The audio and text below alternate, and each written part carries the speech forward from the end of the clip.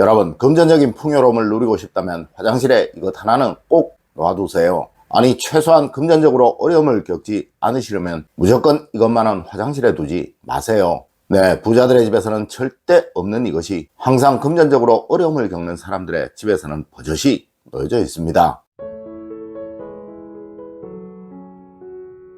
여러분, 안녕하세요. 이정재입니다. 여러분, 풍수는 집안에 흐르는 기운을 좋게 만들자는 학문입니다. 특히 화장실의 경우 그 집안의 재물복을 상징하는 공간이기에 무조건 이것만은 있어야 하는 거예요. 하지만 대부분의 가정들에서 아주 단순한 이것을 화장실에 놓아두지 않습니다. 하여 재물복을 살려주는 그 기운이 모이지를 못하는 것이고 이것 때문에 항상 어려움을 겪게 되는 거예요. 자, 이제 알려드리는 이것들이 얼마나 여러분의 집 화장실에 있는지 꼭 한번 살펴보세요. 분명 이것이 있다면 절대 여러분의 가정은 금전적인 어려움을 겪지 않고 계실 것입니다. 첫 번째로, 여러분, 부자들의 집 화장실에는 따뜻함과 편안함이 항상 있습니다.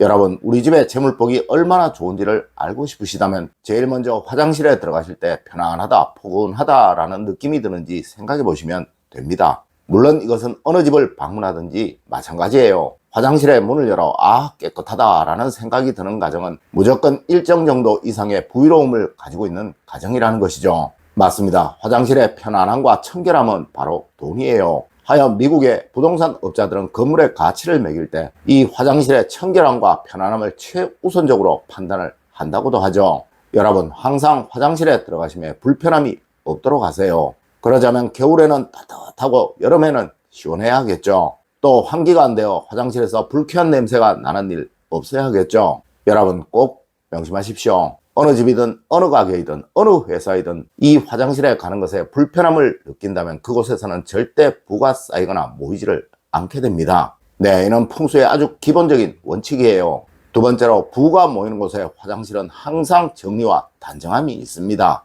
여러분, 화장실을 편하게 사용하기 위해서는 제일 먼저 해야 할 것이 바로 정리를 하시는 것이고 불필요한 것을 없애는 것이고 또 화장실을 최대한 단순화시키시는 거예요. 네, 부자들의 집 화장실에 가보면 정말 꼭 필요한 것을 제외하고는 아무것도 없어요. 물론 부자들이 자주 찾는다는 특급 호텔의 화장실에 가봐도 절대 정리가 되어 있지 않는 경우가 없고 또한 불필요한 것들이 놓여져 있는 경우가 없습니다. 아마 분명 여러분들은 이렇게들 생각을 하실 거예요. 에이, 다 필요한 것이지 불필요한 것이 뭐가 있어 라고 말입니다. 여러분, 그것이 있어 한 주일 동안 한 번도 사용을 하지 않는 것이라면 다 불필요한 거예요. 네, 다른 곳에 두셨다가 가져다 쓰셔도 충분하다는 것이죠. 맞습니다. 최대한 치우시고 없애세요. 그 공간만큼, 그 청결함만큼 여러분의 가정에는 부가 쌓일 것입니다. 세 번째로, 부가 쌓이는 곳에 화장실에서는 항상 좋은 향기가 있습니다. 여러분, 부가 쌓일 집들의 화장실에서는 항상 좋은 향기가 납니다.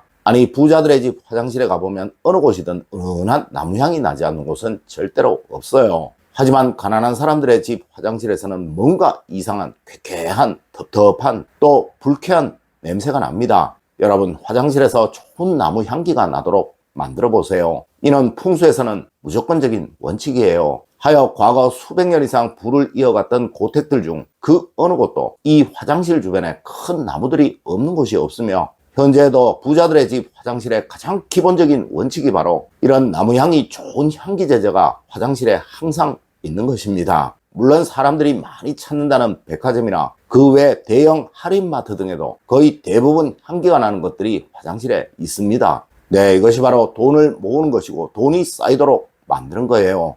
네 번째로, 부가 쌓일 집의 화장실 변기 앞에는 절대 답답함이 없습니다. 여러분, 절대 변기에 앉아 답답함을 느끼시면 안 됩니다. 네, 과거 풍수의 가장 기본적인 원칙이 화장실은 좌우보다 앞뒤가 약간 길게 만드는 것이었어요. 이를 현대로 치환을 시키면 변기에 앉아 앞이 막히지 않는 것이겠죠. 물론 현대 주택들이 다 아파트형 구조이라 좁은 집에서는 변기 앞에 바로 문인 경우가 대부분일 거예요. 혹시 이런 형태라면 절대 그 문 앞에는 무엇이라도 붙여두지 마시고 그리고 문은 항상 닫아두셔야 합니다. 물론 이런 집은 화장실의 환기에 정말 신경을 쓰셔야 해요. 만일 이런 집에 환기가 잘 안 되거나 문이 늘 열려져 있다면 그 집에서는 항상 재물복이 흩어지게 될 거예요. 네, 절대 가난이 떠나지 않게 된다는 것이죠.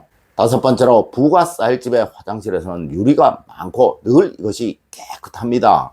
여러분, 부자들의 집 화장실의 무조건적인 특징은 항상 그곳에는 거울의 비율이 아주 크다는 거예요. 네, 대형 거울이 달려있다는 것이죠. 여러분, 항상 말씀을 드리지만 이 화장실은 수호행을 상징하는 장소이고, 또한 이 거울은 화호행을 상징하는 것입니다. 네, 수호행의 상징 화장실에서는 거울의 크기가 바로 돈이에요. 물론 작은 거울이 있어도 됩니다. 다만 화장실에 거울이 없다면, 유리가 없다면 그 집은 절대 가난을 벗어나지 못할 거예요. 그리고 여러분, 이 거울은 항상 청결해야 합니다. 네, 돈이니까요. 여러분, 청결치 못한 거울이 있는 것은 오히려 없는 것만 못해요. 맞습니다. 청결하고 깨끗한 큰 거울이 화장실에 있다는 것은 이 집에 절대 돈 문제가 생기지 않는다는 것을 의미하는 것입니다. 네, 며칠에 한 번이라도 샤워를 하실 때 꼭 이 거울에 물이라도 뿌려주시고 마른 수건으로 한 번씩 닦아주세요. 여러분, 이것은 여러분의 가정에 재물운의 기운을 살려주는 정말 좋은 행동입니다.